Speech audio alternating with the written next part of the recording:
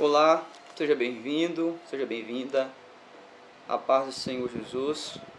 Eu sou o Bispo Cleidson, aqui de Palmas, Tocantins. E alguns amigos disseram assim: Bispo, posta algum vídeo, traz uma palavra pra gente. E hoje eu decidi fazer um vídeo e trazer uma palavra para todos, né? Eu separei aqui o Evangelho de Marcos, capítulo de número 16, para deixar uma palavra ao seu coração. Eu vou ler e creio que Deus falará ao seu coração através desta palavra. Diz assim a palavra do Senhor.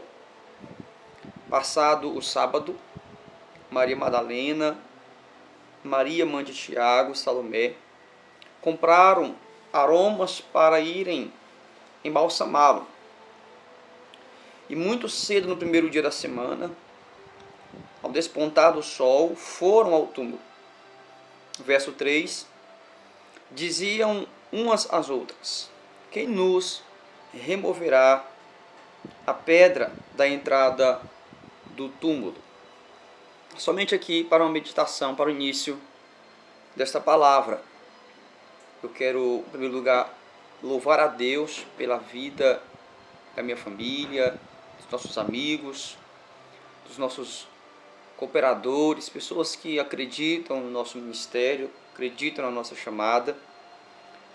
E eu gostaria de falar sobre esse texto de Marcos 16, que também a gente encontra esse mesmo texto, porém de ângulos diferentes no Evangelho de Mateus, capítulo 28, Lucas 24 e João 20, a partir do versículo 1 também. Quando nós olhamos para essa escritura, essa palavra, essa mensagem, nós vamos analisar alguns pontos do que passou no período da morte de Jesus até a sua ressurreição. Quando nós olhamos para a morte de Jesus, nós vamos ver que um homem pede o corpo de Jesus para sepultar. O nome deste homem era José de Arimateia, e ele decide pedir ao corpo de Jesus para dar um sepultamento justo. José de Arimateia, ele era rico, e o túmulo era um túmulo novo, e ele embalsama.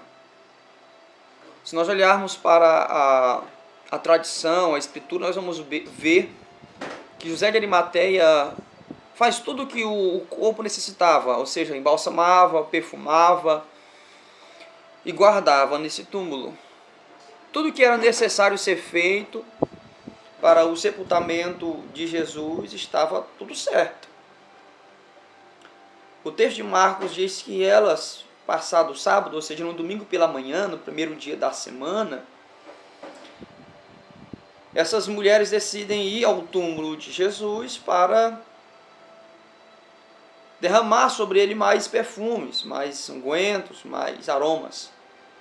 E elas gastam seu dinheiro para fazer tal coisa. Mas aí a gente começa a trazer sobre o nosso questionamento essa pergunta: se já tinham feito tudo, por que elas foram de novo querer embalsamar e derramar perfume sobre o corpo de Jesus?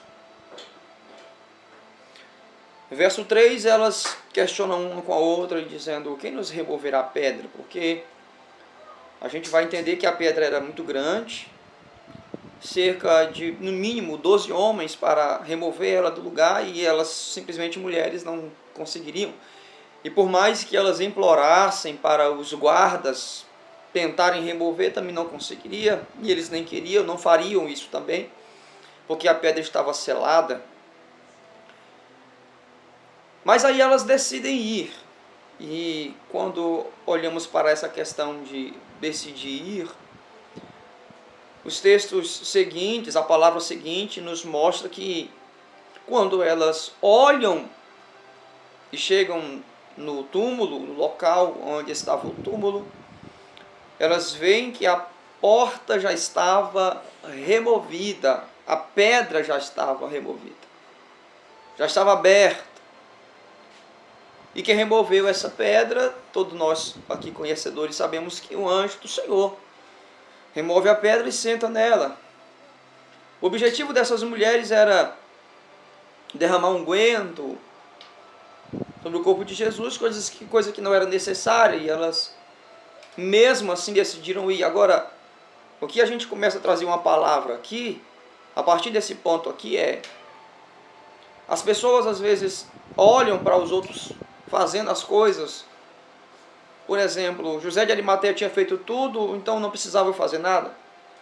A gente olha para as pessoas nos dias de hoje e alguns dizem assim, o pensamento do ser humano: o irmão já faz na igreja, a irmã já faz isso, o membro da igreja já faz muito, então eu não preciso fazer nada. Essas mulheres demonstram que, mesmo sabendo que alguém já tinha feito, elas queriam fazer a sua parte. Esse texto nos mostra que a gente também precisa fazer alguma coisa. Não é porque o A faz, porque o B fez, ou porque o C está fazendo, que a gente precisa ficar de braços encruzados. Não é porque o irmão faz tanto na obra que o outro não possa fazer. Cada um de nós tem um papel, cada um de nós tem uma somatória, cada um de nós precisa fazer algo para que o reino venha crescer. E aqui fica a pergunta: o que tu tens feito? Tem feito a sua parte, pelo menos o que é lhe dado de confiança a fazer?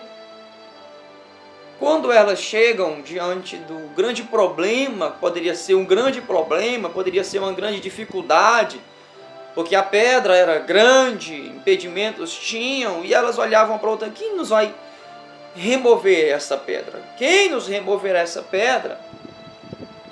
Mas quando elas chegam diante daquela situação, elas veem que a pedra já estava removida. E aqui fica outra palavra ao seu coração, de que quando você decide pela fé fazer a sua parte, por mais que não precise, por mais que seja dificultoso, por mais que seja aos teus olhos impossível, tudo é possível que crer. Tudo se torna possível, porque quando elas vão com um questionamento na sua mente. E toda ida para uma grande dificuldade, para uma grande prova de fé, gera-se questionamentos. E é dentro desses paralelos de questionamento, desse momento de questionamento, que a gente precisa tomar uma decisão. Algumas poderiam dizer assim: não, nós não vamos lá, porque fazer o quê? Nós não conseguiremos remover a pedra. Nós não poderemos fazer absolutamente nada. Mas o desejo no coração de fazer alguma coisa era tão grande que o impedimento, as barreiras no mundo de pensamentos foi rompida. E a partir do momento em que você rompe essa barreira, você deixa de ver aquilo que é tão natural, que se torna tão difícil, você começa a enxergar o sobrenatural, o sobre-humano. Deus já removeu a pedra. Deus já abriu as portas, Deus já criou as situações, Deus já foi adiante. Deus já se adiantou quando você desenvolve a sua fé mediante a uma obra, uma caminhada. E quando elas chegam, elas veem que o túmulo estava aberto. Maria Madalena fica abismada junto com as demais. O homem que estava lá do lado de dentro aparece a ela sem o entendimento que era Jesus que tinha ressuscitado. O texto nos mostra claramente que ela dá uma dedução, uma imaginação, um pensamento de que aquele homem que falava com ela era o jardineiro ou o hortelã, como algumas bíblias traduz, o cuidador do jardim que estava na porta do sepulcro. E ela chega e pergunta e diz: aonde colocaste o corpo dele? Diga para mim que eu mesma buscarei. Ela pensava que aquele homem havia roubado o corpo, e aquele homem que estava diante dela era o próprio Senhor ressuscitado. Quando ele fala mulher, ela não sabe que é Jesus. Ela não identifica. Mas quando ela vê ele mudando a expressão, dizendo Maria, ou seja, dizendo o seu nome na sua intimidade, ela se prostra, entende, vê que era o Mestre ressuscitado. Isso que é muito maravilhoso. Porque Jesus poderia sair daquele túmulo e ir de encontro aos discípulos, mas a primeira pessoa que ele aparece é Maria Madalena. E ela é a primeira ministra, a primeira mulher a levar a pregação sobre a ressurreição de Jesus. E isso ela ministra aos seus irmãos, aos discípulos de Jesus, que depois se tornariam apóstolos. Ela foi escolhida a ser a primeira pregadora da ressurreição de Jesus.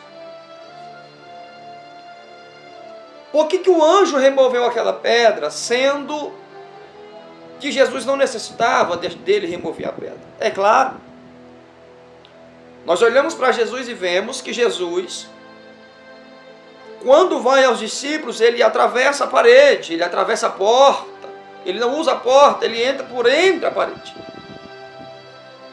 E aparece diante dos discípulos. Jesus não precisava que o anjo removesse aquela pedra para ele sair de lá do túmulo. Não precisava. Mas o anjo removeu a porta do túmulo. Não foi para Jesus sair. Porque Jesus tem esse poder e essa autoridade para sair. Mas o anjo remove a porta do túmulo, a pedra do túmulo, para as mulheres entrarem, para Pedro entrar, para João entrar, e ver e comprovar aqui o berço do cristianismo, ou seja, o início do evangelho totalmente pregado. Porque falar de Jesus, da sua morte, da sua crucificação, da sua morte, e não falar da sua ressurreição, é incompleto.